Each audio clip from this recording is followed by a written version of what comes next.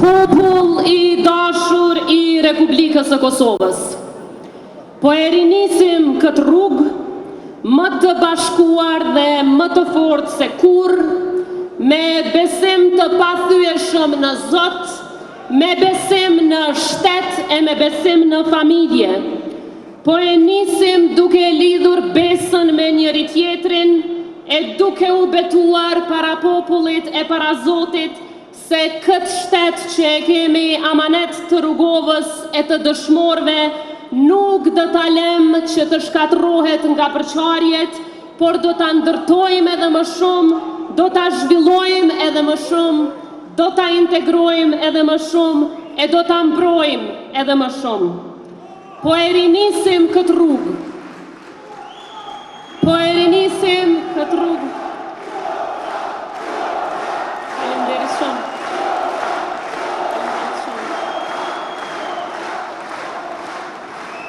Po e rinisim këtë rrugë të gjithë së bashku në këtë shtëpi të madhe, nga shtëpia jone përbashkët, kur ndon mbi supe trashëgimia më e shmuar politike, e cila ka trasuar rrugën e mbijetesës sonë kombëtare dhe të krijimit të shtetit më të ri të Evropës, Republikës së Kosovës.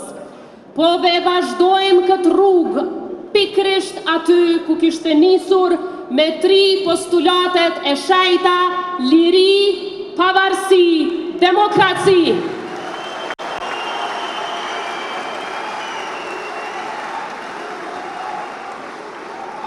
Dua qysh në fillim t'ju them faleminderit. Faleminderit të gjithëve për përzemërsinë, për gjithë mbështetjen dhe dashurinë që na dhat në këtë rrugtim të bashkimit tonë. Faleminderit që nga veprimtarët dhe aktivistët tonë në çdo fshat, në çdo qytet e në çdo lagje, e deri te kryetari LDK-s Lumir Abdixhiku për përkrahjen e madhe që ma dhat.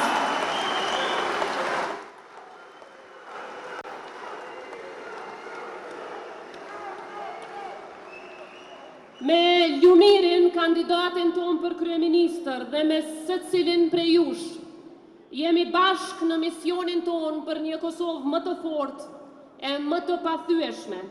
Kosovën që ecën përpara me rinin e saj, Kosovën që askush nuk do të mund t'ja ndalë hapin, Kosovën që na e lën amanet, ata që e bën të mundur që ne të qëndrojmë sot këtu, pa frikë në një republikë të lirë e demokratike. Prandaj kushtrimin tuaj, kthehu në shtëpi, e kam kuptuar si imperativ politik e moral për rikthim të vizioni I Kosovës që nuk u ndërtua mbi përçarje, por mbi shtetformim, mbi dinjitet dhe mbi aleancën e pathyeshme me Shtetet e Bashkuara të Amerikës dhe me botën demokratike.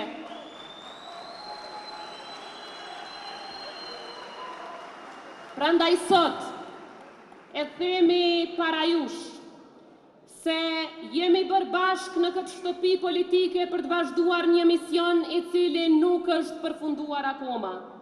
Duke u bashkuar rreth trashëgimisë së presidentit historik Ibrahim Rugova e duke riafirmuar se Kosova nuk mund të jetë asnjëherë instrument I kalkulimeve të ngushta politike, sepse është projekt I sakrificës dhe I besimit.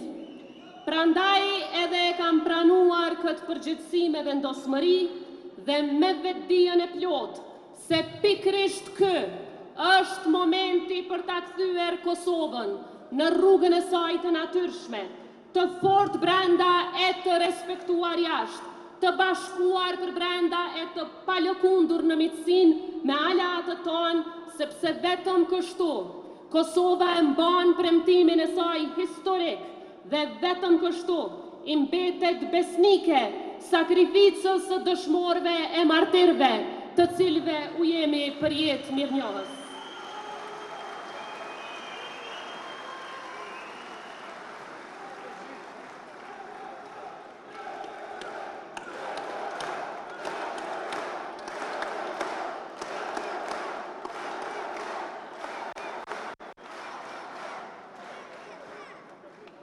motra e vëllezërve.